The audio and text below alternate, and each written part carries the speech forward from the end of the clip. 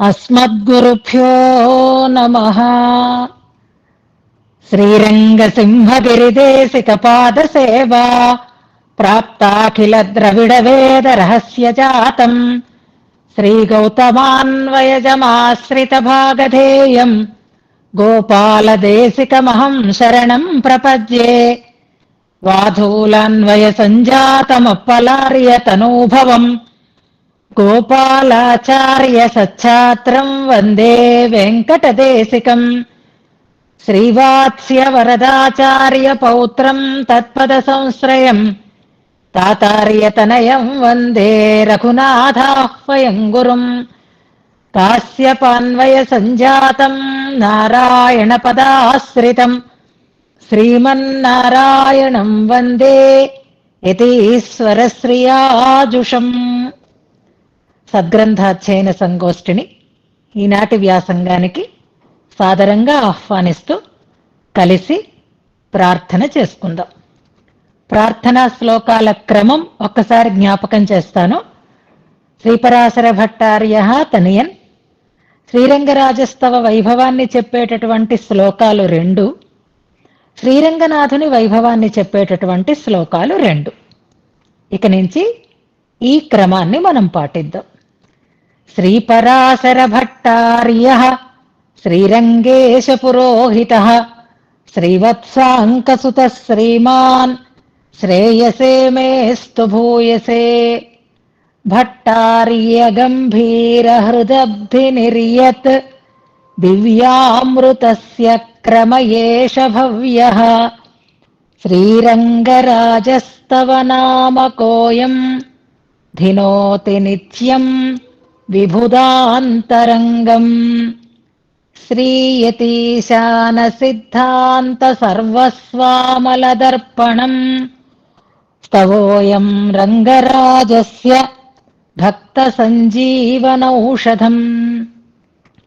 సప్త ప్రాకారమధ్యే సరసిజ ముకుళోద్భాసమానే విమానే కావేరీ మధ్యదేశే మృదుతర ఫణిరాడ్భోగ పర్యంక భాగే.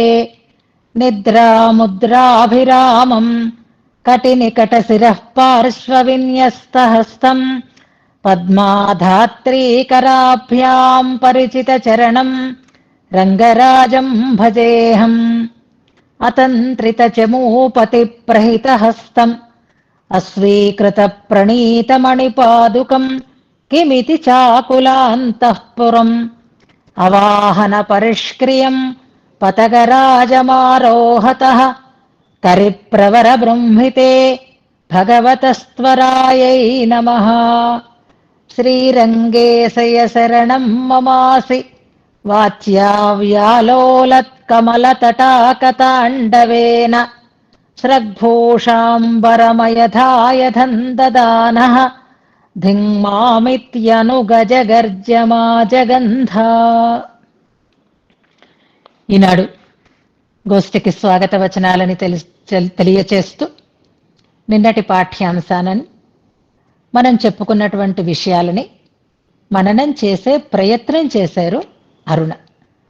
మననం చెయ్యడంలో సాఫల్యం లేకపోయినా ప్రయత్నంలో మాత్రం 100కి 100 పాళ్ళు కృషి చేశారు. అంతేకాదు, ఇంతే నేను రాసుకున్నా, ఇంతే నాకు తెలిసింది, నాకు ఇది తెలియలేదు అనేటటువంటి విషయాలని నిజాయితీగా అందరి ముందర నిర్మలంగా తెలియజేశారు. చాలు, ఈ ప్రయత్నం చాలు. ఉద్యమేన హి సిద్ధ్యంతి. ఏ పనైనా ప్రయత్న సాధ్యమే. ప్రయత్నం చెయ్యాలి, మళ్ళీ మళ్ళీ ప్రయత్నం చెయ్యాలి. శ్లోకానుసంధానంలో దోషాలున్నాయి, సరిదిద్దుకుంటారు. శ్లోకాలు కష్టమైనవి కనుక. విషయ వివరణలో కూడా కన్ఫ్యూజన్ ఉంది. కానీ చెప్పాలనేటటువంటి ఒక తపన అయితే ఉంది. చెప్పాలనుకున్నటువంటి విషయాలని సక్రమంగా అందించాలనేటటువంటి ప్రయత్నానికి నేను మనసారా అభినందిస్తూ, మళ్ళీ మళ్ళీ ఇలాంటి ప్రయత్నం చేయండి. ఎలా చెప్పినా నాకేమీ ఇబ్బంది ఉండదు. మీరు చెప్పడమే నాకు కావాలి, మీరు ప్రయత్నం చెయ్యడమే నాకు కావాలి. మీరు దానికోసం మనస్సుని పెట్టి సమయాన్ని దానికి వెచ్చించటమే పరమ ప్రయోజనం అని మళ్ళీ మళ్ళీ చెప్తున్నాను. ఇక మీదట కూడా బాగా చెప్పగలిగినటువంటి వారు, మంచి ధారణ ఉన్నవారు, మంచి అవగాహన ఉన్నవారు కూడా ఈ శ్రీరంగరాజస్తవ మననం చేయటంలో కన్ఫ్యూజ్ అవుతారు. ఎందుకంటే విషయం చాలా గహనమైనటువంటి విషయం కనుక.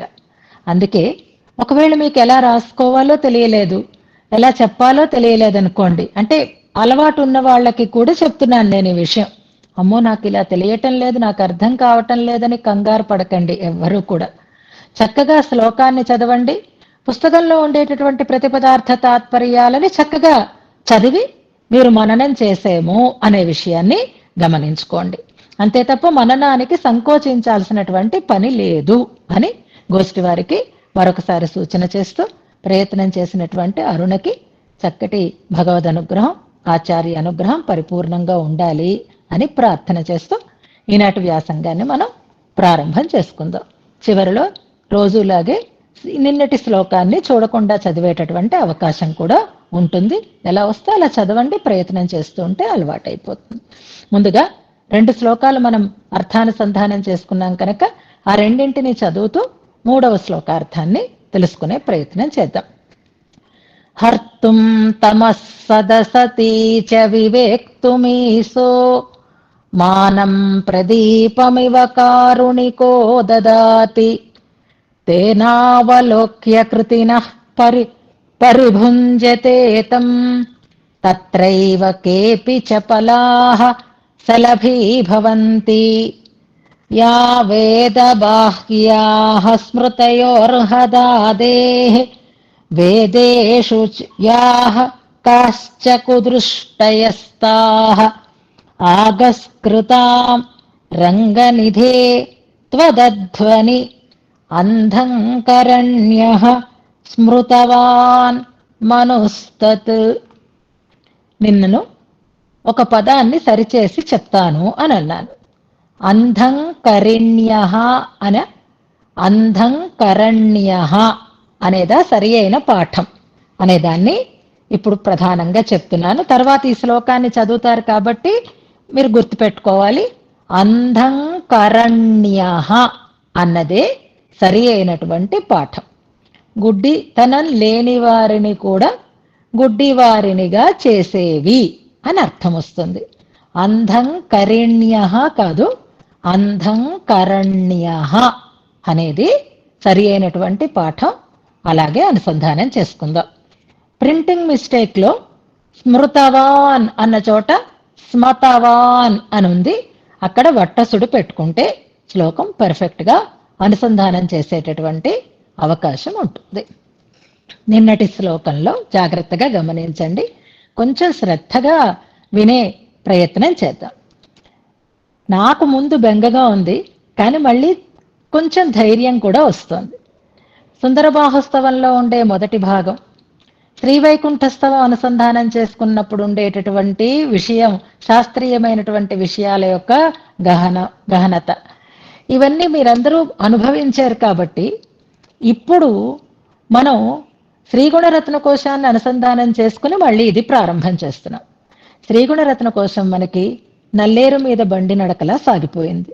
ఎందుకంటే స్తోత్రం కూడా చాలా మందికి నిత్యానుసంధేయంగా ఉండడం, శ్లోకాలతో కొంచెం పరిచయం ఉండడం, అమ్మ వైభవం కావటం, అద్భుతమైనటువంటి భట్టర్వారి అనుభవంతో హాయిగా అనుసంధానం చేసుకున్నాం.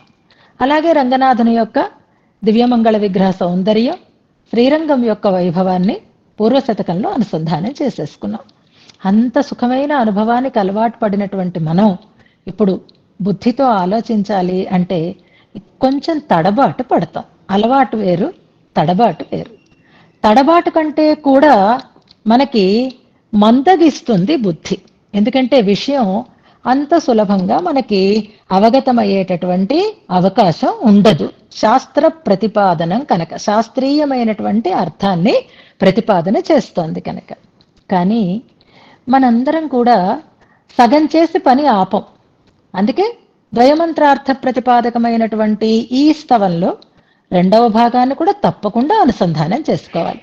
ఇది అర్థం కాదు కాబట్టి దీన్ని పక్కకు పెట్టేద్దాము అని అనుకుంటే ద్వయమంత్రం మొదటి ఖండం అనుసంధానం చేసి మనం వదిలేయం కదా. అందుకని రెండవ ఖండాన్ని కూడా అనుసంధానం చేయాలి. ఇప్పుడు మీరు ఒక్కటే గుర్తుపెట్టుకోండి, మీరందరూ చిన్న పిల్లలు. ఎలాంటి పిల్లలు అంటే ఏడాది పసిపిల్లలు. మీకు అన్నప్రాశనం అయింది, అంచేత మీకు బలం కావాలి, ఆహారం లోపలికి వెళ్ళాలి. ఈ ఆహారంతో మీరు వృద్ధిని పొందాలి, ఎదగాలి కదా. ఎదగాలంటే ఏం కావాలి? ఆహారం కావాలి.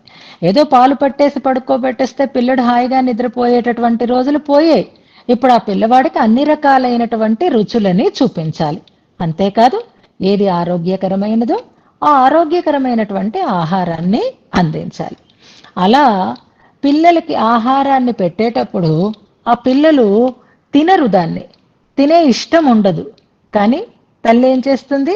పెడుతూనే ఉంటుంది, పెడుతూనే ఉంటుంది. అలా పెట్టేటప్పుడు ఇంత ముద్ద తీసి పెడితే అందులో ఒక్క కణం 2 మెతుకులు లోపలికి వెళతాయి, చాలు. ఆ 2 మెతుకులు లోపలికి వెళ్ళినా మిగిలిందంతా కింద మీద పడిపోయినా ఒంటి నిండా పడ్డా దానివల్ల ఏమవుతుంది అంటే ముందు దాన్ని తినిపించటం అనేటటువంటి ఒక అలవాటు అవుతుంది. తర్వాత తర్వాత తనంత తానుగానే తినేటటువంటి స్థితి ఏర్పడుతుంది. ఇప్పుడు మన ముందు 2 ఇబ్బందులు ఉన్నాయి. ఒకటి విషయం శాస్త్రీయమైన విషయం కావటం, 2 దీనికి కావలసినటువంటి ఆ పరికర అంటే ప్రమాణాలు మనకి తెలిసినవి కాకపోవటం. ఇవి మన గోష్ఠిలో అంటే ప్రస్తుతం అన్వయిస్తున్న వారి యొక్క స్టాండర్డ్ని గమనిస్తే ఇవి 2 మనకు ఉన్నటువంటి ఇబ్బందులు అన్నమాట.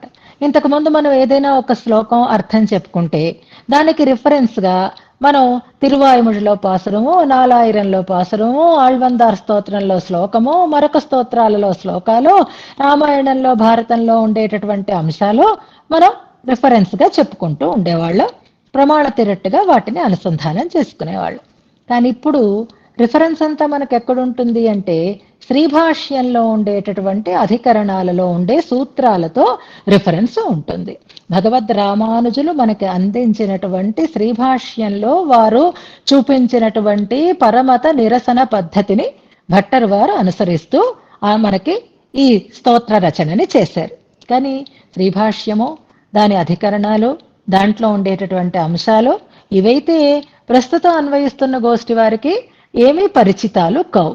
కాబట్టి ఈ అధికరణంలో, ఈ సూత్రంలో, ఈ పాదంలో ఈ అంశం చెప్పబడింది, ఈ సూత్రంలో ఉండే అర్థం చెప్పబడింది అని నేను చెప్పడం అనవసరమైనటువంటి శ్రమ. పుస్తకంలో ఉంది కానీ అది అనవసరమైనటువంటి శ్రమ.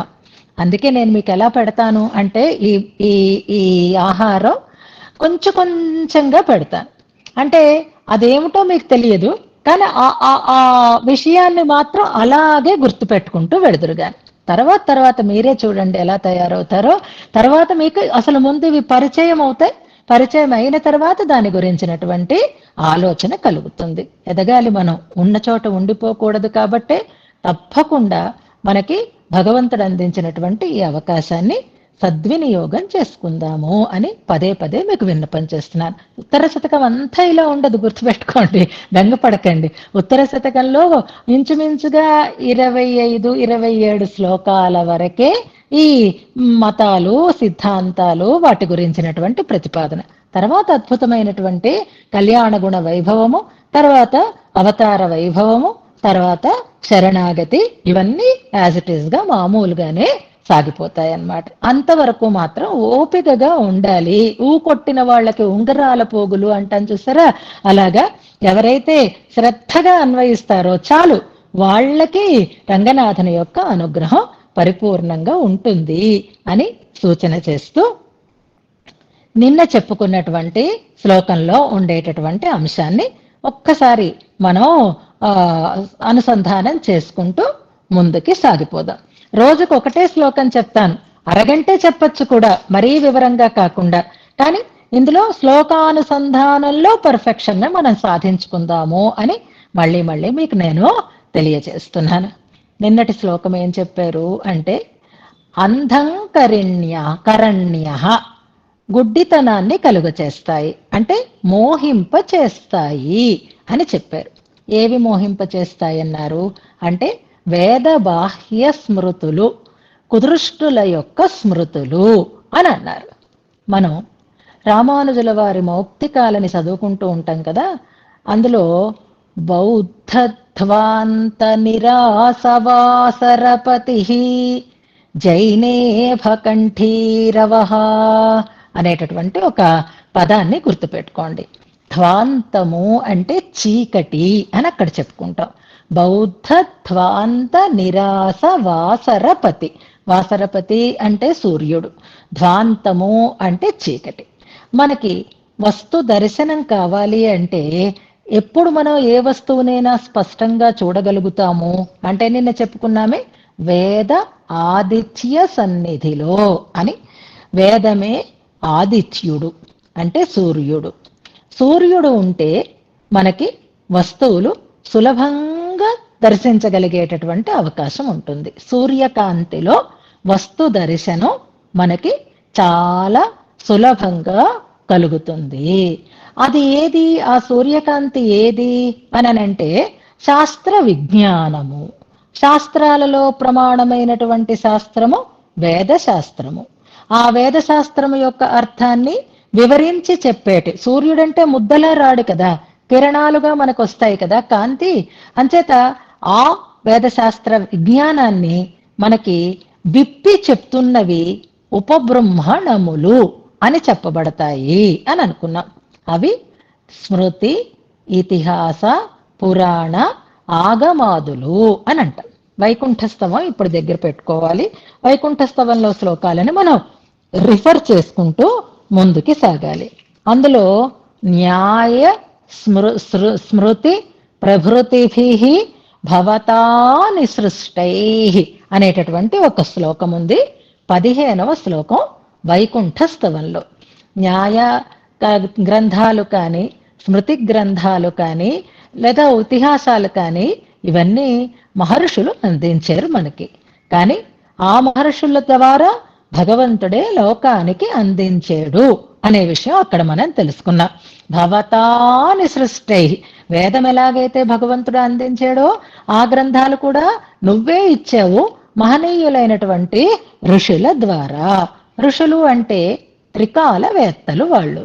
అలా ఇచ్చినటువంటి వేదోపబ్రహ్మణ విధౌ ఉచితై ఉపాయై. పాపం వీళ్ళకి అర్థం కాదనే కదా అంత శ్రమ పడ్డారు వాళ్ళందరూ కూడా. వేదం అర్థం కాదనే కదా ఉపబ్రహ్మణాలు వచ్చాయి మనకి. అలాంటి ఉపాయాలతో శృత్యర్థమర్థమివ భానుకరైర్ విభేజు అంటారు. శృత్యర్థం వేదార్థాన్ని, అర్థమివ సూర్యకాంతిలో ఒక వస్తువుని దర్శించినట్టుగా, విభేజు భానుకరైర్ విభేజు సూర్యకాంతిలో ఆ దర్శనం వస్తు దర్శనమైనట్లుగా ఈ శాస్త్రీయమైనటువంటి వేదం యొక్క అర్థం ఉపబ్రహ్మణాల ద్వారా మహానుభావులు పొందగలుగుతున్నారు. అయితే కేవలం సూర్యకాంతి ఉంటే చాలదు. త్వద్భక్తి భావిత వికల్మష సేముషీకా, భగవంతుని పట్ల భక్తి కూడా ఉండాలి, ప్రేమ కూడా ఉండాలి. అప్పుడే బుద్ధి వికాసాన్ని పొందుతుంది. ఎందుకు ఈ మాట చెప్తున్నాను అంటే, ఇప్పుడు మీరు కూడా, మీరంటే మనం కూడా, మనమందరం ఒకటే. మనందరం కూడా ఇప్పుడు ఈ ఉత్తర శతకం అర్థం కాదండి, తెలియదండి, బోరింగ్గా ఉందండి, తలనొప్పి వస్తోందండి, నిద్ర వస్తోందండి అని అనుకోకూడదు. ఎందుకు అనుకోకూడదు అంటే, రంగనాథుడు మనని చూస్తున్నాడు, మన చదువుకుంటున్నది చూస్తున్నాడు, తన వైభవాన్ని మనం ఎలా తెలుసుకుంటున్నామో పరిశీలన చేస్తున్నాడు. ఆయనకి కదా మనం ఇక్కడ వినిపిస్తున్నాం, ఆయన కదా మనకి అవకాశాన్ని ఇచ్చాడు. అయ్యో పాపం మనం అలా నిర్లక్ష్యంగా ఉంటే భగవంతుడి విషయంలో మనం అపచారం చేసినట్టే కదా అని అనుకోవాలి. అయ్యో అపచారం అనే మాట కూడా ఎప్పుడు అనిపిస్తుంది? మనకి ఇష్టమైన వాళ్ళ విషయంలోనే అనిపిస్తుంది. మనకి ఇష్టమైన వాడా కాదా రంగనాథుడు? ఇష్టమైన వాడే. అంచేత అదే భక్తి అంటే, అదే ప్రీతి అంటే. త్వద్భక్తి భావిత వికల్మష సేముషి అంటారు. ఎప్పుడైతే ప్రేమ ఉంటుందో, ఎప్పుడైతే ప్రీతి ఉంటుందో అప్పుడు బుద్ధి పరిశుద్ధం అవుతుందన్నమాట. ఆ పరిశుద్ధమైనటువంటి బుద్ధితోటి భగవత్ దర్శనం, భగవత్ తత్వ దర్శనాన్ని మనం చెయ్యగలుగుతాము అంటారు. అలాంటి ప్రీతి ఎవరికైతే ఉండదో అలాంటి వాళ్ళనే ఆగస్కృతులు అన్నారు వెనుకటి శ్లోకంలో. ఆగస్కృతులు కాబట్టి వేద ప్రామాణ్యాన్ని అంగీకరించలేదు, విపరీతమైనటువంటి అర్థాలను ఇచ్చారు. అవి మనకి ప్రమాణము కాదు సుమండి. మీరు షాపులో ఆ వింగు వేపుకి వెళ్ళకండి. అవి ఉపబృంహణములు కాదు, ఉపబృంహణ సంజ్ఞ కలిగి ఉన్నాయి అంతే. అవి మనకి ప్రమాణములు కాదు. ఎవరు చెప్పారు అంటే మనువు చెప్పాడు అనే దానికి మనకి స్మృతిలో ఉండేటటువంటి ప్రమాణాన్ని చూపించారు, శృతిలో ఉండేటటువంటి ప్రమాణాన్ని చూపించారు. పేజ్ నెంబర్ 130 చివరిది అంటే 138 దగ్గర చూడండి. పేజ్ నెంబర్ 138 దగ్గర మనకి 3 ప్రమాణాలని చూపిస్తున్నారు. యద్వైకించమనురవదత్ 4వ పారాగ్రాఫ్ లో 2వ పాదం చూడండి. యద్వైకించమనురవదత్ తత్ భేషజం. భేషజం అంటే ఔషధము అని అర్థం.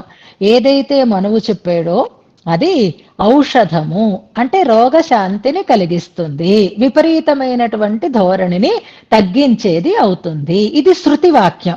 అంటే మనుస్మృతికి ఉండేటటువంటి ప్రామాణ్యాన్ని శృతి చెప్పినటువంటి ఒక వైభవాన్ని యద్వైకించమనురవదత్ తద్భేషజం అనే ఒక ప్రమాణాన్ని చూపించారు. ఇంతకు ముందు మరొకటి మనం చెప్పుకున్నాము, మన్వర్థ విపరీతాతో యా స్మృతి సా నశస్యతే. మన్వర్థ విపరీతంగా ఉండేటటువంటి శృతి ఆదరింపబడదు అనే ప్రమాణము చెప్పాడు. అలాగే వేదేషు పౌరుషం సూక్తం, ఈ శ్లోకం మనం నోట్ చేసుకున్నాం. వైకుంఠస్థవం దగ్గర మీరు నోట్ చేసే పెట్టి ఉంటారు.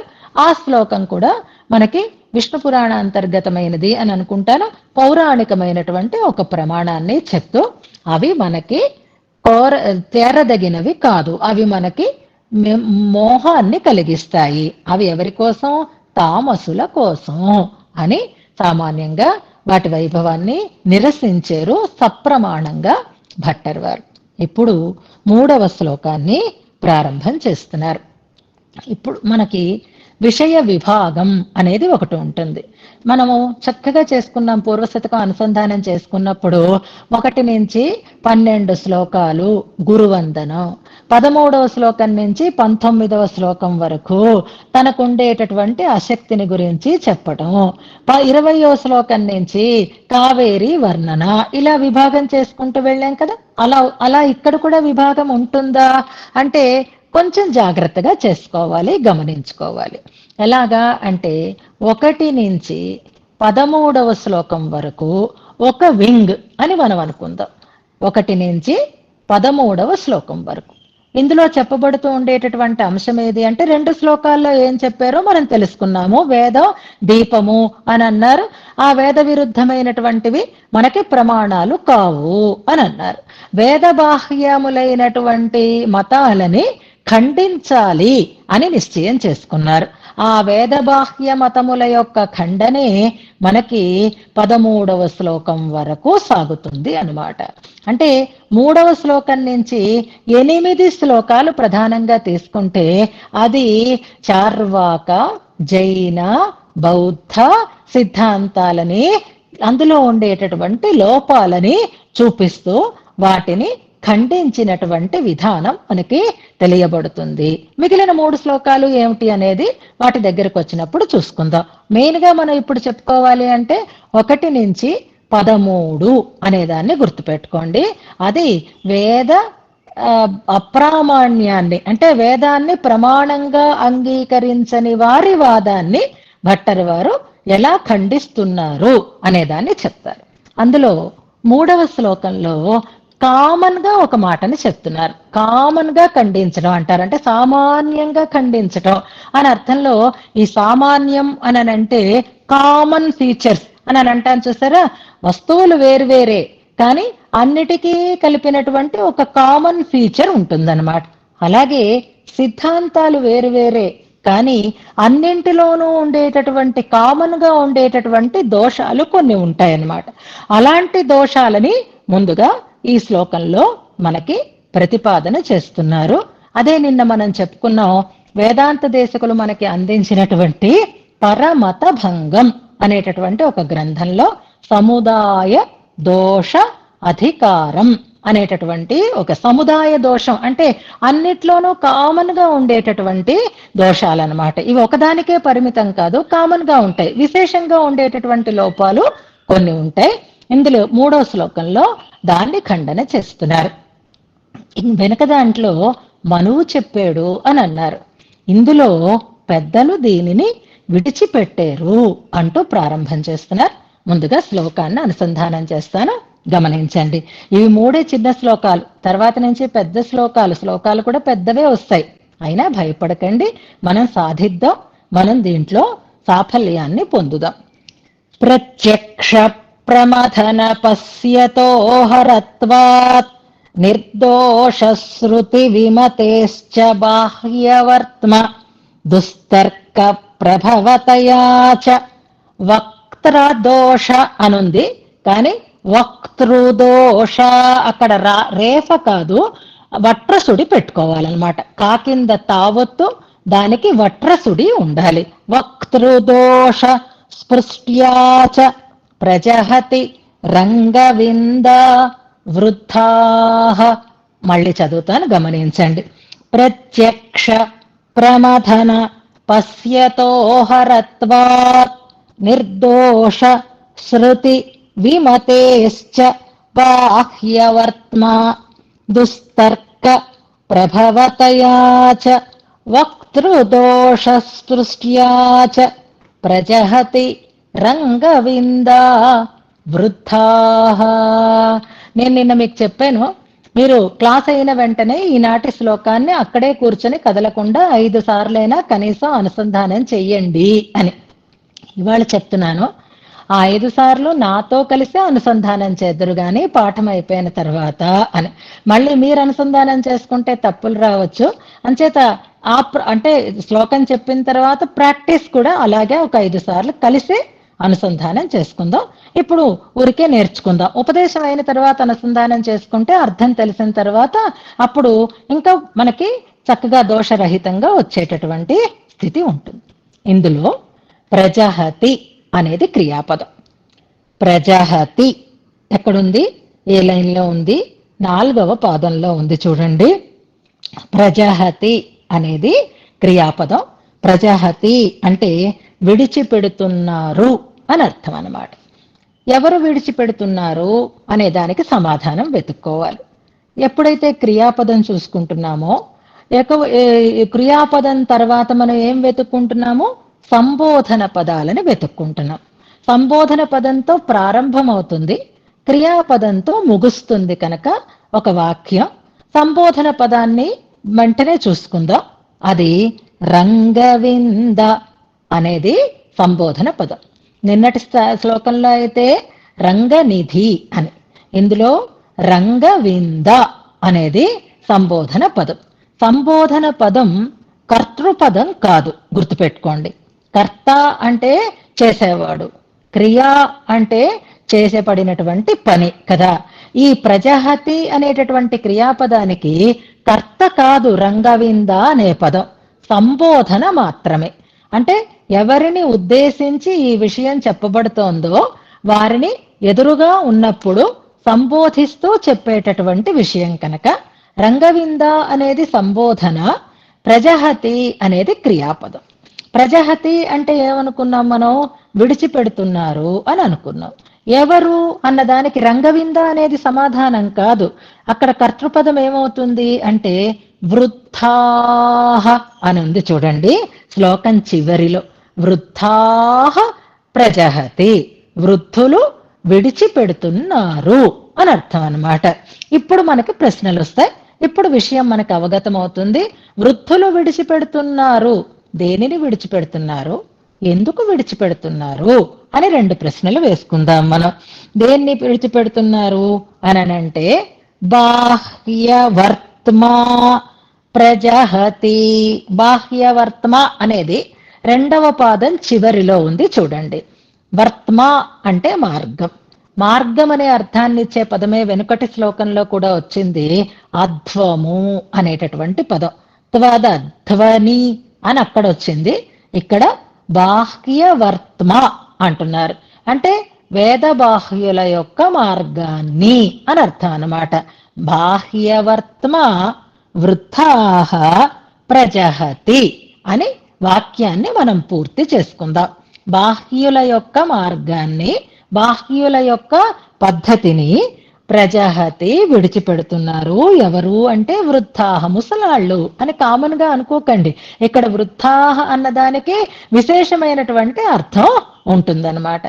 ఎందుకు విడిచిపెడుతున్నారు అనడానికి 4 కారణాలని చూపిస్తున్నారు ఇందులో. వాటిని ముందుగా ప్రతిపదార్థ రూపంగానే చెప్తాను, తర్వాత వివరణ చేసి చెప్తాను. ఇప్పుడు మనం సంబోధనతో వాక్యాన్ని ప్రారంభం చేసుకుందాం. రంగవింద దగ్గర హే రంగవింద అని, హే అనే పదాన్ని ఓ రంగవింద అని పెట్టుకుందాం. రంగవింద అనే పదం రంగనిధి అంటే అర్థమైంది, రంగధనం అంటే అర్థమైంది, రంగరాజు అంటే అర్థమైంది. రంగవింద ఏమిటండి, ఇదేమిటి మిత్రవిందలాగా రంగవింద అని కొత్తగా ఉంది కదా. 2 సంబోధనలు ఇవి మొదటిసారి మనం వింటున్నాం కదా. ఇక్కడ రంగవింద అంటే రంగం విందతి ఇది రంగవింద అని మనకి పేజ్ నెంబర్ 140లో దాని వ్యుత్పత్తిని కూడా మనకి, దాని సమన్వయాన్ని కూడా మనకి చేసి చెప్పారు. విందతి అంటే పొందుతున్నాడు అని అర్థం. రంగవింద అంటే శ్రీరంగమును పొందుతున్నాడు అని అర్థం. ఎవరైతే శ్రీరంగమును పొందుతున్నాడో ఆయన రంగవిందుడు అని చెప్పబడతాడు. ఇక్కడ పిలుస్తున్నారు కాబట్టి రంగవింద అని ప్రారంభం చేస్తున్నారనమాట. శ్రీరంగాన్ని పొందడం ఏమిటండి అంటే, నిన్నటి సంబోధనలో మనం చెప్పుకున్నాం కదా, శ్రీరంగము ధనం నిధిగా కలిగినవాడు అని చెప్పుకున్నాం. శ్రీరంగం నిధి ఎలా అయిందండి? అది ఒక ఊరు కదా, అది ఒక ప్రదేశం కదా. అంటే నిధి దొరికేటటువంటి చోటు అది అని అనుకున్నాం. ఎవరికి దొరుకుతోంది నిధి? మనకి కాదు. మనకి దొరికే నిధి రంగనాథుడు కాబట్టి శ్రీరంగంలో ఉన్న నిధి అని అనుకోవాలి. ఆయనకి దొరికే నిధి మనం కూడా కదా. మనమంటే ఎవరు? జీవులు. జీవులంటే ఎవరు? కౌస్తుభమని దానికి ప్రతీక అని అనుకున్నాం. అలాంటి జీవులను పొందుతున్నాడు కాబట్టే శ్రీరంగము నిధిగా కలిగినవాడు అంటే నిధిని అందిస్తోంది కాబట్టి అదే నిధి అని చెప్పబడుతోంది అనమాట. అక్కడ అలా ఆ నిధిని ఎవరైనా నిధి అక్కడ ఉంది అని తెలిసిన తర్వాత పొందకుండా ఉంటారా చెప్పండి? పొందాలనే ఆత్రత కలుగుతుంది, పొందుతారు. అందులో భగవంతుడికి అడ్డే ఉంది. అందుకే ఆయన శ్రీరంగమును పొందినవాడు అని అర్థం అనమాట. శ్రీరంగాన్ని పొందాడు ఆయన. ఎలా పొందాడో మనకి తెలుసు కదా, ఎవరి కోసం పొందాడో మనకి తెలుసు కదా. ఆయన శ్రీలంకకి ప్రయాణమైనాడు, కానీ ఎక్కడ ఉండిపోయాడు? కావేరీ తీరంలో ఆయన అక్కడ స్థిరపడిపోయాడు. విభీషణుడు తీసుకుని వెళుతూ ఉంటే శ్రీలంకకి వెళ్లకుండా శ్రీరంగంలో ఉండిపోవడానికి కారణం ఏమిటి? ఇక్కడే నిధి దొరుకుతుంది అని ఆయనకు తెలుసు.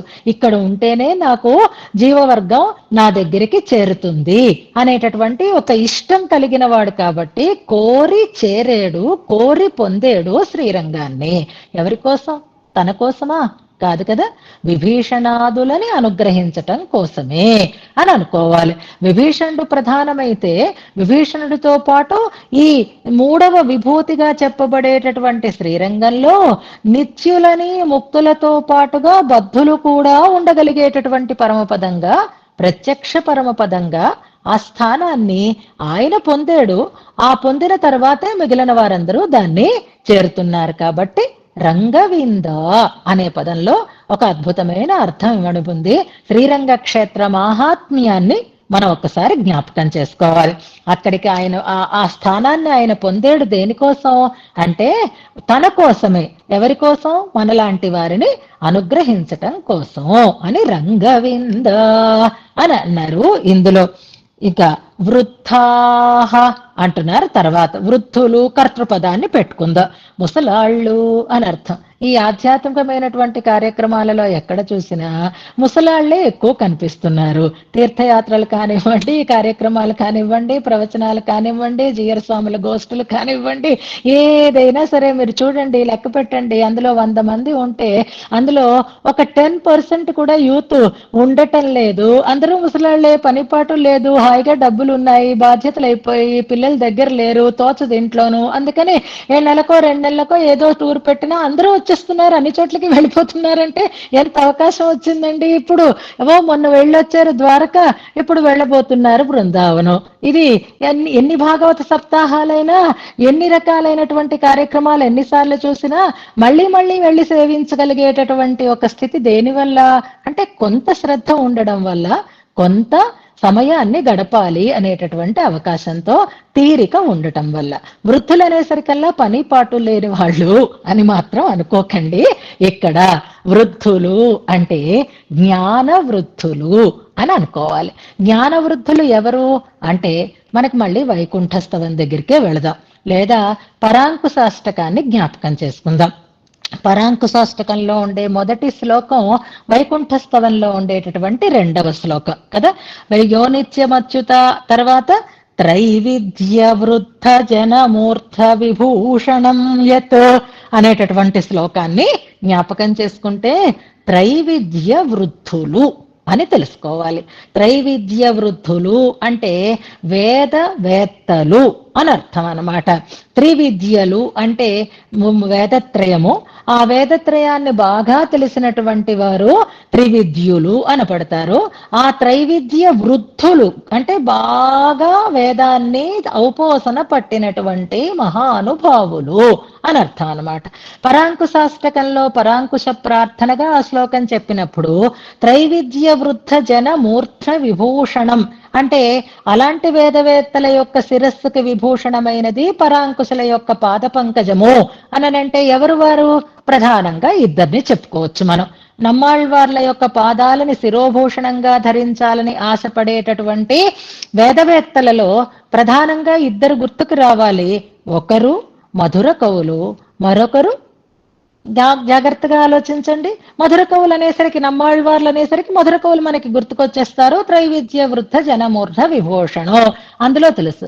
మరొకరు ఎవరు రావాలి మనకి గుర్తు రావాలి అంటే నమ్మాళ్వార్ల యొక్క పాదం ఎవరు, పాదుక ఎవరవుతారు అంటే తెన్నరంగ పొన్నడి అని అన్నప్పుడు భగవద్ రామానుజులు. Very good.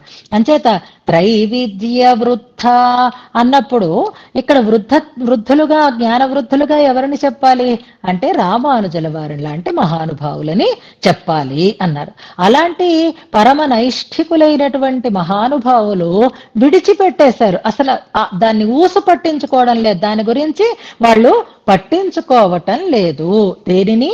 బాహ్యవర్త్మ అంటూ చెప్తున్నారు, వేద బాహ్యుల యొక్క మార్గాన్ని అని. ఇప్పుడు రంగవింద పదం తెలుసుకున్నాము, వృద్ధ పదాన్ని మనం వివరణ చేసుకున్నాం. విడిచిపెడుతున్నారు ఎందుకు అనడానికి కారణాలని తెలుసుకోబోతున్నాం మనం. 4 కారణాలు ఇందులో వివరణ చేస్తున్నారు. అందులో శ్లోకం మొదలు చూడండి. ప్రత్యక్ష ప్రమథన పశ్యతో హరత్వాత్ కామ పెట్టుకుందాం అక్కడ. పశ్యతోహరుడు అనే పదాన్ని మనం చాలాసార్లు వివరణ చేసుకున్నాం. చూస్తూ ఉండగానే లేకుండా చేసేవాడు అంటే దొంగిలించేవాడు అని అర్థం అన్నమాట. దొంగతనం చేసేవాడు ఏమంటారు? ఆయనని దొంగ అని అంటాం అనమాట. మనకి శ్రీరంగనాథాష్టకంలో అంటే సప్త ప్రాకార మధ్యే అనే తనక పశ్యన్ మానస పశ్యతో హర రుచం అనేటటువంటి పదాన్ని జ్ఞాపకం చేసుకుంటే ఈ పదం మనకి చక్కగా భాషిస్తుంది. పశ్యన్ మానస పశ్యతోహర రుచం పర్యాయ పంకేరుహం అనేటటువంటి పాదం గుర్తుపెట్టుకుందాం. అంటే మనం ఎవరు రంగనాథుణ్ణి చూస్తే వాళ్ళ మనస్సుని ఆయన దొంగిలించేస్తాడు. పశ్యతోహర రుచం అంచేత ఆ ముఖాంభోజం చక్కగా మన మనస్సులని దొంగిలించేది అవుతుంది అంటారు. పశ్యతోహరుడు అంటే దొంగ అని అక్కడికి వచ్చింది. ఇప్పుడు రంగనాథుడు లాంటి దొంగ కాదు, మనస్సులని దొంగిలించేటటువంటి దొంగ కాదు. ఇక్కడ మనకి ఉన్నదాన్ని లేదు అని చెప్పి మరపించేటటువంటి దొంగ ఒక సిద్ధాంతం వెనకనుంది. బౌద్ధ మత నిరాసం అని చెప్తున్నారు చూసారా, ఇక్కడ బౌద్ధ ధ్వాంత నిరాసం చేస్తున్నారు. ఇందులో వీళ్ళు ఏం చేస్తారు బౌద్ధులు అంటే వాళ్ళ సిద్ధాంతానికి 4 దోషాలని ఇందులో సామాన్యం. ఇవి వేదబాహ్య మతాలన్నింటికీ ఉంటాయి, విశేషించి బౌద్ధ మతానికి ఉండేటటువంటి దోషాలని చెప్తున్నారు. ముందు ప్రతిపదార్థం చెప్పాక వివరణ చేస్తాను. ఏమిటంటున్నారు వీళ్ళు? మొదటి దోషం ఏది అంటే ప్రత్యక్ష ప్రమథనం. ప్రత్యక్షాన్ని అంటే కంటికి ఎదురుగా కనిపిస్తూ ఉండేటటువంటి అంశాన్ని లేకుండా చేసేటటువంటి పశ్యతోహరులు వారు దొంగలు అని ఒక ఆరోపణ కాదు, ఒక దోషాన్ని చూపిస్తున్నారు. ఏమిటి? కంటికి కనిపిస్తున్నది లేదు అని అనేటటువంటి దొంగ కావటం చేత ఒక కారణం. రెండవది నిర్దోష శృతి విమతేశ్చ. నిర్దోష శృతి అంటే శృతి వేదం దోషరహితమైనది. దోషరహితమైన దానిని ఎప్పుడూ ఆదరించాలి. కానీ ఈ సిద్ధాంతం వాళ్ళు ఏం చేస్తారు? శృతిని ఆదరించరు. శృతి విషయంలో వైమత్యం కలిగి ఉంటారు, అంటే విపరీతమైనటువంటి భావనని కలిగి ఉంటారు. నిర్దోషమైనటువంటి శృతిని ప్రమాణంగా అంగీకరించినటువంటి ఒక విపరీతమైనటువంటి ధోరణి కలిగి ఉండడం చేత 2 కారణాలు చెప్పారు. మరొక కారణం ఏది అంటే దుస్తర్క ప్రభవతయా. ఇక వారు చేసేటటువంటి సిద్ధాంతాన్ని న్యాయసమ్మతంగా చెయ్యాలి, తర్కసమ్మతంగా చెయ్యాలి. తర్కం చేస్తారు, కానీ ఆ తర్కం ఎలా ఉంటుంది అంటే అది ఏదో అర్థం పర్థం లేని తర్కం కుతర్కం అయి ఉంటుంది అని దుస్తర్క ప్రభవతయాచ. కుతర్కం అక్కడ సమన్వయం అవుతుంది కాబట్టి కుతర్కంతో తమ సిద్ధాంతాన్ని వారు సమర్థించుకుంటారు కాబట్టి అని మరొక దోషాన్ని చూపిస్తున్నారు. చివరి దోషం ఏది అంటే వక్తృ దోష స్పృష్ట్యాచ. ఈ సిద్ధాంతాలని ఈ సిద్ధాంత గ్రంథాలని అందించినది ఎవరు? వేదాన్ని అందించినది ఎవరు అంటే వేదం అపౌరుషేయం. కానీ ఇవన్నీ కూడా ఆయా సిద్ధాంతాలకి ప్రవర్తకులైనటువంటి ఆచార్యులు అందించారు. వాళ్ళెవరు? మానవ మాతృలు. అంచేత ఆ మానవ మాతృలైనటువంటి వారు చెప్పిన వాటిలో ఉండేటటువంటి దోషాలు ఈ సిద్ధాంతంలో కూడా తప్పకుండా ఉంటాయి కనుక అని 4 కారణాల చేత 4 దోషాలు ఉండటం వల్ల త్రైవిధ్య వృత్తులు బాహ్యవర్త్మని ప్రజహతి విడిచిపెడతారు అని ఇందులో మనకి స్పష్టం చేస్తున్నారు. దోషాలు ఎన్ని? 4. అందులో మొదటి దోషం ఏం చెప్పారు? ఇక్కడ ఈ శ్లోకం దగ్గర మనం పూర్వ శతకంలో ఒక శ్లోకాన్ని జ్ఞాపకం చేసుకుందాం. ఈ దోషాలు 4 ఏ విషయంలో చెప్తున్నారు అంటే ఈ సిద్ధాంతం బౌద్ధ సిద్ధాంతం విషయంలో ఉండేటటువంటి దోషాలు 4.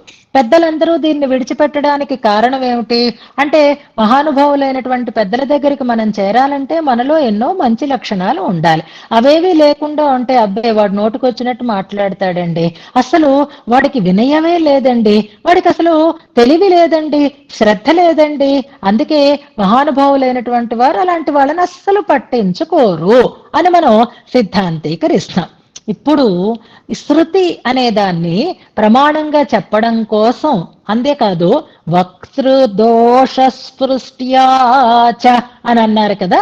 ఈ సిద్ధాంతంలో వక్తృదోషం ఉంటుంది పౌరుషేయం కనుక అని చెప్పడంతో మనకి పూర్వ శతకంలో ఒక శ్లోకం జ్ఞాపకం రావాలి. మనకి కష్టం అనిపించినప్పుడల్లా పూర్వ శతకానికి వెళ్ళిపోయాం అనుకోండి, మనసు రిలాక్స్ అయిపోతుంది. అవును కదా, ఇది మనకి తెలిసింది కదా అని అనుకుని మళ్ళీ మనం ఉత్తర శతకంలోకి వస్తూ ఉంటాం అన్నమాట. ఇక్కడ శృతిని గురించి కదా చెప్తున్నారు. శృతి అంటే వేదం కదా. వేదంతో సమానంగా చెప్పబడినది శ్రీరంగంలో ఏది చెప్పబడింది చెప్పండి? ఇందాక అరుణ గారు మననం చేస్తూ ఓ చిన్న దోషాన్ని చెప్పారు. ఏది అంటే ప్రమాణమే భగవంతుడు అని అన్నారు. కాదు, ప్రమాణము వేదము అని అనుకోవాలి. మనకి వేదంతో పోల్చి చెప్పినది దేనిని శ్రీరంగంలో? వెరీ గుడ్, శ్రీరంగ ఆలయ విమానాన్ని, గర్భాలయ విమానాన్ని వేదంతో పోల్చి చెప్పారు. ఎన్ని శ్లోకాలలో చెప్పారు? ఆ పార్ట్ ఏ గ్రూప్ వాళ్ళదో వాళ్ళు ఒకసారి జ్ఞాపకం చేసుకోండి. అవన్నీ కూడా ఆధార శక్తిముపరి అంటూ 4 శ్లోకాలు ఉంటాయి. శ్రీరంగ విమాన వైభవాన్ని గురించి చెప్పేటటువంటి శ్లోకాలు. అందులో వేదంతో ఉండేటటువంటి సామ్యాన్ని, వేద తుల్యత్వాన్ని మనకి ఒక శ్లోకంలో చెప్తారు. ఆ శ్లోకం ఆ అనేటటువంటి అక్షరంతో ప్రారంభం అవుతుంది. చెప్పగలరా? అనాద్యామ్నా తత్వాత్ పురుష రచనా దోష రహితం. నాకు కూడా బైహార్ట్ వచ్చేసాయి, ఏం బెంగలేదు. అనాద్యామ్నా తత్వాత్ పురుష రచనా దోషరహితం అంటూ ప్రారంభమవుతుంది ఆ శ్లోకం. వేదం అనాది అని చెప్పబడుతుంది. అంటే అది ఇప్పుడు పుట్టింది, వీళ్ళు ఇచ్చారు, వీళ్ళు రాశారు అని చెప్పే అవకాశం లేదు. అనాదిగా చెప్పబడుతోంది కాబట్టి, అనాది అని చెప్పబడుతోంది కాబట్టి పురుష రచన దోష రహితం. ఆ వేదంలో పురుష రచనకి ఉండేటటువంటి దోషాలు వేదానికి ఉండేటటువంటి అవకాశము లేదు అని అక్కడ సిద్ధాంతీకరిస్తారు. తర్వాత ఇంకా 2 చెప్తే శృతి శత సమానర్థి అని దాన్ని నిర్ణయం చేస్తున్నారు. ఒక శృతి కాదు, శృతి శత సమానమైనటువంటి వృద్ధి, సంపద, వైభవం కలిగినది ఈ విమానము అని చెప్తారు. అక్కడ మంచిని వేదంతో పోల్చడానికి కొన్ని ఉదాహరణలని చెప్పారు, కొన్ని సమన్వయాలని చెప్పారు. ఇక్కడ త్రైవిధ్య వృద్ధులు విడిచిపెట్టడానికి కొన్ని కారణాలని చెప్తున్నారు. 4 కారణాలలో ఒక కారణం ఏది అనంటే వక్తృదోష సృష్ట్యా అంటున్నారు. పౌరుషేయమైన దాంట్లో దోషాలు తప్పకుండా ఉంటాయి. ఎంత బాగా చెప్దాము అని అనుకున్నా, ఇప్పుడు మీరు మననం చేస్తే దోషాలు విపరీతంగా ఉండి నేను వెంటనే చెప్పేస్తాను. నేను పాఠం చెప్తే దోషాలు ఉండవనుకుంటున్నారా? తప్పకుండా ఉంటాయి. నేను కాదు, మహానుభావులైనటువంటి పెద్దలు చెప్పినప్పుడు కూడా స్ఖాళిత్యాలు ఉంటాయి. అందుకే ఇప్పుడు ఈ మధ్యకాలంలో అన్ని వీడియోలు వచ్చేసిన తర్వాత ప్రతి వాళ్ళకి ఎవరు చేసినా ఆ తప్పు పట్టుబడిపోయేటట్లుగా ఉంటుంది, తెలిస్తే, విషయం తెలిస్తే కదా. అంచేత పౌరుషేయమైనది ఏదైనా సరే దోషంతో కూడినదే ఉంటుంది. ప్రధానంగా భ్రమ, ప్రమాద, విప్రలంభములు అనేటటువంటి దోషాలు ఉంటాయి. విప్రలిప్స అని కూడా అంటారు, విప్రలంభము అని కూడా అంటారనమాట. భ్రమ అనే దోషాన్ని మనం తీసుకుందాం, అంటే పొరపాటు అని అర్థం. భ్రమ, ప్రమ అని 2 పదాలు. ఇది జ్ఞాపకం పెట్టుకోండి. మీరు మరీ అన్నీ వదిలేయచ్చు. ఇప్పుడు మీ నోట్లోకి వెళుతూ ఉండేటటువంటి మెతుకు అనుకోండి, ఇది భ్రమ, ప్రమ అని 2 పదాలు నేను చెప్తున్నాను, జ్ఞాపకం పెట్టుకోండి. భ్రమ అంటే మీకు అవగాహన ఉంది, ప్రమ అంటే అవగాహన ఉందా? లేదు. ప్రమ, భ్రమ అని 2 పదాలు. భ్రమ అంటే యథార్థ జ్ఞానం అని తెలుసు, ప్రమ అంటే యథార్థ జ్ఞానము అని తెలుసుకుందాం. వెండి ఉందనుకోండి, ఇది వెండి, వెండిని చూసి ఇది వెండి అని తెలుసుకుంటే దానిని ప్రమ అంటారు, లేదా ప్రమితి అంటారు. అలా కాకుండా తాడును చూసి పాము అని అనుకున్నారనుకోండి, దాన్ని భ్రమ అంటారు. భ్రమ అంటే యథార్థ జ్ఞానము, భ్రమ అంటే అయథార్థ జ్ఞానము అని ఈ పదాలు గుర్తుపెట్టుకోండి. రిపీటెడ్ గా వస్తూ ఉంటాయి అన్నమాట. ఇవాళ పాఠంలో note this point your honour అన్నట్లుగా నోట్ దిస్ పాయింట్, భ్రమ, భ్రమ అని 2 పెట్టుకోండి. ఇక మనకి పురుష రచనలో ఉండేటటువంటి దోషాలు భ్రమ. మొదటిది భ్రమ అని అనుకుందాం. ఈ భ్రమ అనేది కూడా మళ్ళీ 2 రకాలుగా ఉంటుంది. ఎలాగా అనంటే మనకి ఒక వస్తువుని వేరొక వస్తువుగా అనుకోవటం, అదే రజ్జు సర్ప భ్రాంతి అని అనుకున్నాం. తాడుని చూసేమో పాము అని అనుకున్నాం. ఇక్కడ ఉన్న వస్తువు ఒకటి, కానీ మనకి కలిగినటువంటి జ్ఞానము ఒకటి. దీన్ని భ్రమ అనే అంటారు. అలా కాకుండా ఈ భ్రమ మరొక రకంగా కూడా ఉంటుంది. ఎలాగా అంటే ఒక వస్తువుని ఆ వస్తువుగానే తీసుకుంటున్నాం, కానీ దానికి ఉండేటటువంటి లక్షణాన్ని మాత్రం మనం మార్చేస్తున్నాం. ఎలాగా అంటే శంఖం ఉంది, శంఖాన్ని శంఖము అని అనుకుంటున్నాం, శంఖాన్ని మరొక వస్తువు అని అనుకోవటం లేదు. కానీ శంఖం ఎలా ఉంటుంది?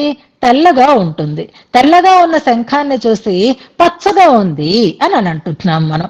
అప్పుడు ఏమైంది? వస్తువు చేస్తున్నాము, కానీ వస్తువులో ఉండేటటువంటి గుణాన్ని మాత్రం వేరుగా మనం గ్రహిస్తున్నాం. గమనించారా?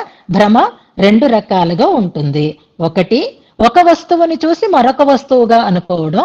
రెండు, ఒక వస్తువుని ఉన్నది ఉన్నట్లుగా గ్రహించలేకపోవడం, మరొక లక్షణాన్ని దాంట్లో మనం భావన చెయ్యటం. ఈ శాస్త్రీయమైన అర్థం మనకి ఆండాళ్ తల్లి ఎందుకు చెప్తుంది చెప్పండి? చాలా సులభంగా ఈ విషయాన్ని మనకి కీழ்వానం వెళ్ళెన్రు అనేటటువంటి పాశురంలో చెప్పేసింది. ఈ రెండు రకాలైనటువంటి జ్ఞానాలు, ఒకటి విపరీత జ్ఞానం అంటారు, ఒకటి అన్యథా జ్ఞానము అని అంటారు. ఇందాక మనం శంఖం తెల్లగా ఉంటే పచ్చగా ఉంది అని అనుకుంటాము, అది అన్యథా జ్ఞానం అని అంటారు. అదే మనకు ఆండాళ్ తల్లి చెప్పింది కీழ்వానం వెళ్ళెన్రు, తూర్పు దిక్కు తెల్లవారింది అని చెప్పినటువంటి మాట. తూర్పు దిక్కు తెల్లవారింది అని మీరు అనుకుంటున్నారు, మీకు అన్యథా జ్ఞానం కలుగుతోంది. దిక్కు తెల్లవారలేదు, అది దిక్కుకి సూర్యుడు ఉదయించటం వల్ల కలిగిన తెల్లతనం కాదు, మీ ముఖ కాంతి అందులో పడింది కాబట్టి తెల్లగా ఉంది అని అన్యథా జ్ఞానం. ఎరుమై సిరువీడుమైవాన్ పరందనగాన్ అంటుంది. గేదెలు గుంపులు గుంపులుగా వెళుతున్నాయి అని అంటుంది. అవి గేదెలు కాదు, చీకటి ముద్దలు అని అక్కడ సమన్వయం చేస్తున్నారు. చీకటి ముద్దల్ని గేదెలు అని అనుకోవడం ఒక వస్తువుకి మరొక వస్తువుగా అనుకోవడము, అలాగే తూర్పు తెల్లవారింది అని అనుకోవడం సూర్యకాంతికి బదులుగా, ముఖకాంతికి బదులుగా సూర్యకాంతి అని అనుకోవడం, నల్లగా ఉన్న దిక్కుని తెల్లగా ఉంది అని అనుకోవటం. ఇవి చాలా అందంగా శాస్త్రీయమైనటువంటి విషయాన్ని ఆండాళ్ళమ్మ వారు తిరుప్పావైలో చెప్పినటువంటి తీరే అద్భుతం అన్నమాట. అంచేత పురుష రచన దోష రచయితం అని అక్కడంటే ఈ బౌద్ధ సిద్ధాంతం పౌరుషేయం కనుక ఇందులో భ్రమ అనేటటువంటి ఒక దోషం ఉంటుంది. ప్రమాదం, ప్రమాదం అంటే సందేహం అన్నమాట. ఇదా అదా, ఇదా ఇదా, ఏమో ఇది అవ్వచ్చు అది అవ్వచ్చు అన్నట్లుగా ఉండేటటువంటి స్థితి. ఎందుకంటే జ్ఞానం పరిమితం కనుక. ఇక విప్రలిప్స అంటారు, అంటే మోసం చెయ్యడం, వంచన చెయ్యడం అని అంటారు. అలా చెప్పేటటువంటి మాటని ఎదురు వాళ్ళకి విప్రలిప్స కలిగేటట్లుగా ఇతరులను వంచాలనేటటువంటి ప్రయత్నంతో కొన్ని శబ్దజాలాలని కూర్చి వాళ్ళకి తప్పుడు విషయాన్ని తప్పుగా చెప్పేటటువంటి దోషం ఉంటుందన్నమాట. ఇవి ఈ సిద్ధాంతాలలో ఉండేటటువంటి అవకాశం ఉంది, కానీ వేదంలో అయితే అది లేదు. కానీ వీళ్ళు ఏమంటారు అంటే పెద్దలందరూ దీన్ని ఎందుకు అంగీకరించరు అని అంటే అది వాళ్ళు రాసింది అది ప్రమాణం కాదు అంటారు. ఇప్పుడు ఒక పుస్తకాన్ని మనం ప్రమాణంగా తీసుకోవాలి అంటే అది ప్రింటెడ్ బుక్, పెద్దలు రాసినది, పెద్దలు దాని జ్ఞానవంతులైనటువంటి వారు, ప్రసిద్ధిని పొందినటువంటి వారు, ఆ శాస్త్రజ్ఞులైనటువంటి వారు అందించిన విషయాన్ని అయితే మనం తీసుకుంటాం. అలా కాకుండా మన గోష్ఠిలో ఏదో అమ్మగారు చెప్తూ ఉంటే వాళ్ళు రాసేసుకున్నారు, రాసుకున్న దాన్ని రేపు పొద్దున్న మన సద్గ్రంథాధ్యయన సంగోష్ఠి వార్షికోత్సవం సందర్భంగా ప్రింట్ చేసి అందరికీ పంచుతామా? పంచితే అందులో ఏ ఏ దోషాలు ఉంటాయో ఒక్కసారి ఆలోచించండి. మన కోసం మనం రాసుకోవచ్చు, కానీ అందులో ఎన్నైనా దోషాలు ఉండేటటువంటి అవకాశం ఉంది కనుక పెద్దలు ఏం చేస్తారు? వాటిని ప్రమాణంగా స్వీకరించేవారు కాదు. అంచేత త్రైవిధ్య వృద్ధులు ఈ బాహ్యవర్త్మని వాళ్ళు ప్రజహతి విడిచిపెడతారు అంటారు. వీళ్ళకి ఇంకొక దోషం చెప్తున్నారు. నిజంగా దోషం లేని దాన్ని వీళ్ళు ప్రమాణంగా అంగీకరించరు. ఎలా అంగీకరించరు అంటే అబ్బే వేదంలో చెప్పింది ఏది సరి అయినది కాదండి, వేదం ఏమీ సరియంగా విషయాన్ని ప్రతిపాదన చెయ్యటం లేదండి అంటారు. నిర్దోష శృతి విమతేశ్చ అనేటటువంటి మరొక కారణం చెప్తున్నారు. వేదం ప్రమాణమైనది, దోషరహితమైనది, అపౌరుషేయమైనది అయినటువంటి వేదాన్ని వీళ్ళు అంగీకరించరు. కాబట్టి వీళ్ళకి వేదం పట్ల ఒక వైముఖ్యం ఉంది. వాళ్ళు వేదాన్ని అంగీకరించటం లేదు కాబట్టే పెద్దలు త్రైవిద్య వృద్ధులు వాళ్ళ మాటలని వాళ్ళ సిద్ధాంతాన్ని ప్రమాణంగా అంగీకరించరు. కారణమేమిటి అంటే పౌరుషేయం కావడం ఒకటి.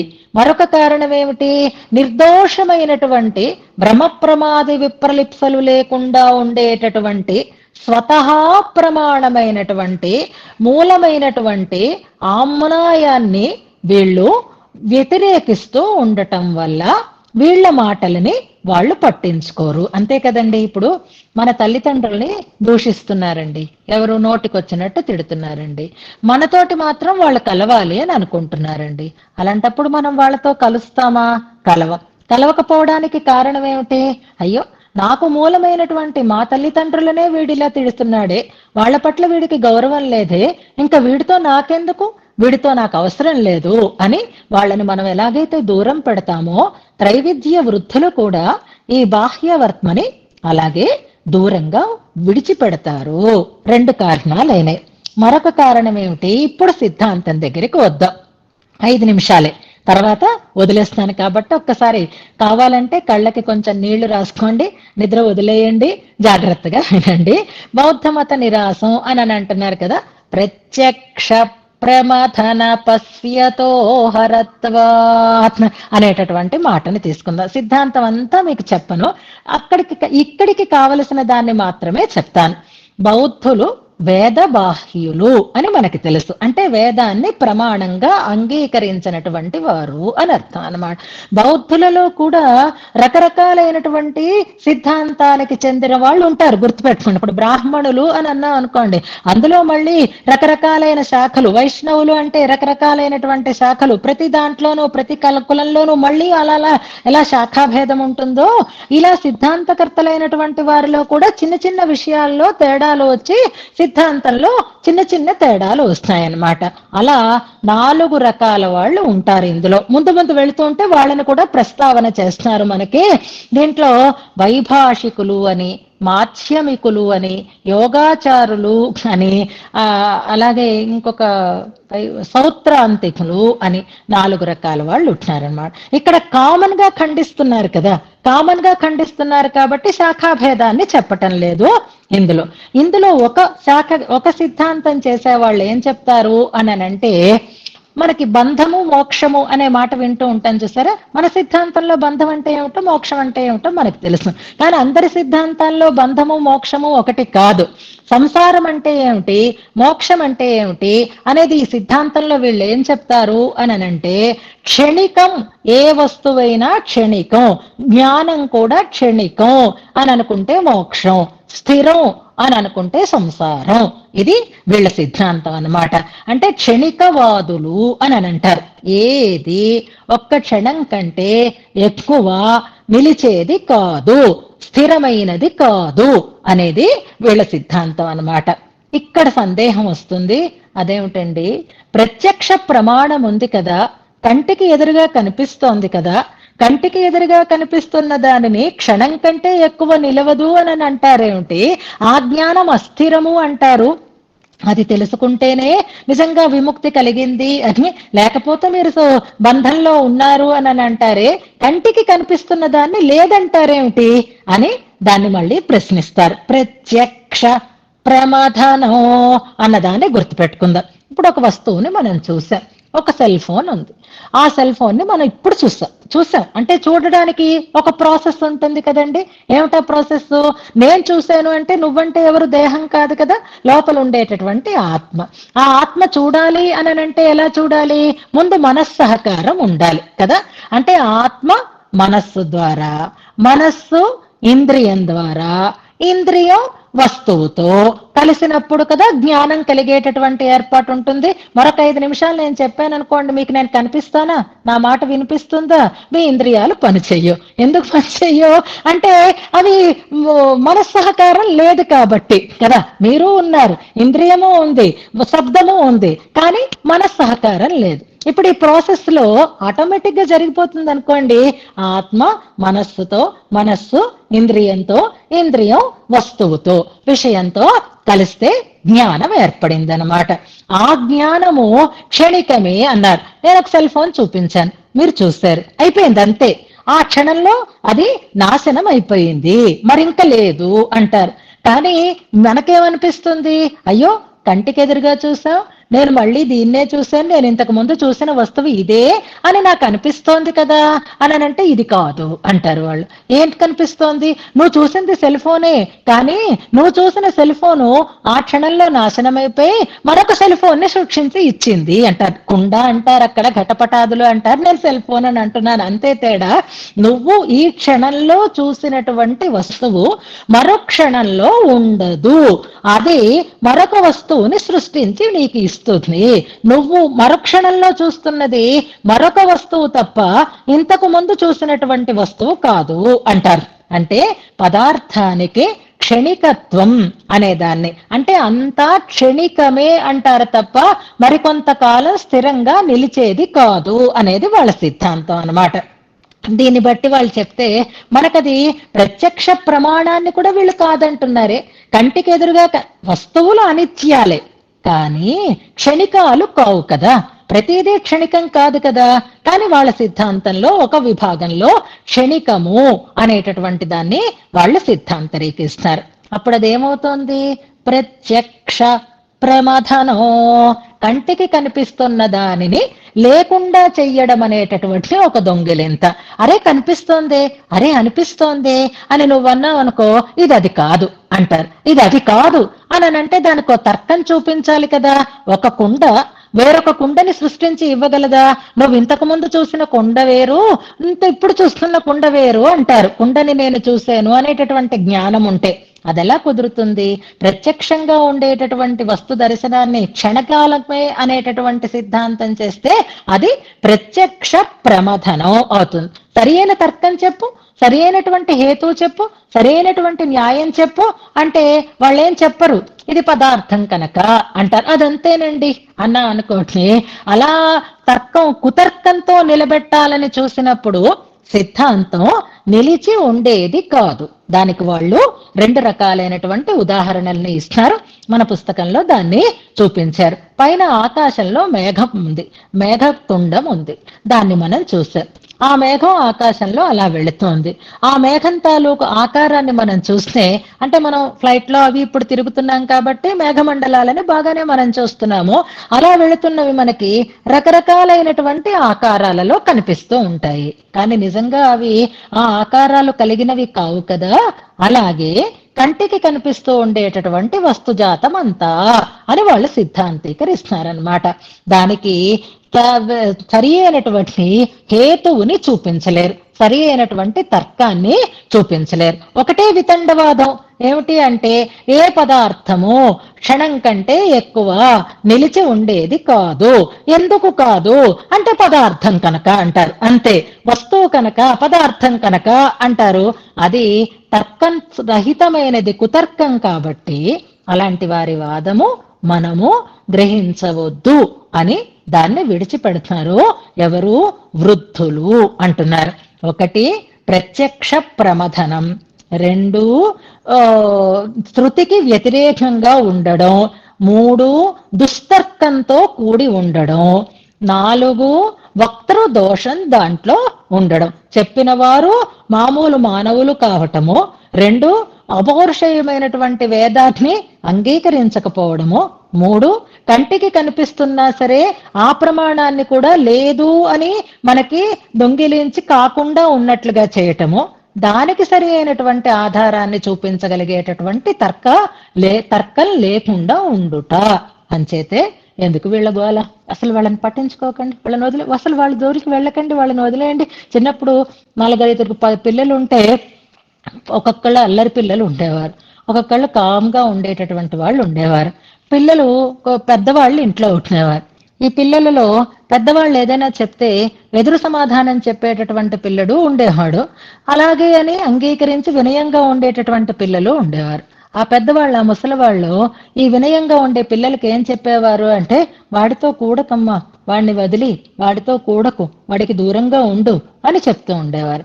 అలాగే ఈ వృద్ధులు అంటే త్రైవిధ్య వృద్ధులు ఈ కుతర్కాలను చేసేటటువంటి వీరిని ప్రజహతి, విడిచిపెడతారు. అంటే అస్సలు పరిగణనలోకి తీసుకోరు. అది వదిలే అన్నాం కదా, అలా వదిలేస్తారు అన్నమాట. అది వదిలే అంటే అస్సలు దానికి ఏ రకమైనటువంటి విలువ లేదు అని దాన్ని విడిచిపెడతారు అంటున్నారు. ఇందులో సామాన్యంగా అంటే కామన్ గా ఉండేటటువంటి దోషాలని చెప్తూ ఒక సిద్ధాంతాన్ని నిరసిస్తారు పెద్దలు అంటున్నారు. మనువు చెప్పాడు కనుక అన్నారు వెనకాతల, పెద్దలు దాన్ని విడిచిపెడతారు కనుక మనం కూడా అలాంటి వాటిని విడిచిపెట్టాలి అనేటటువంటి విషయాన్ని ఇందులో భట్టర్ వారు మనకి తెలియజేస్తున్నారు. శ్లోకాన్ని మనం ఉపదేశాత్మకంగా అనుసంధానం చేసుకుంటూ అభ్యాసం చేసుకుంటూ తర్వాత గోష్ఠికి మంగళాశాసనం చేసుకుందాం.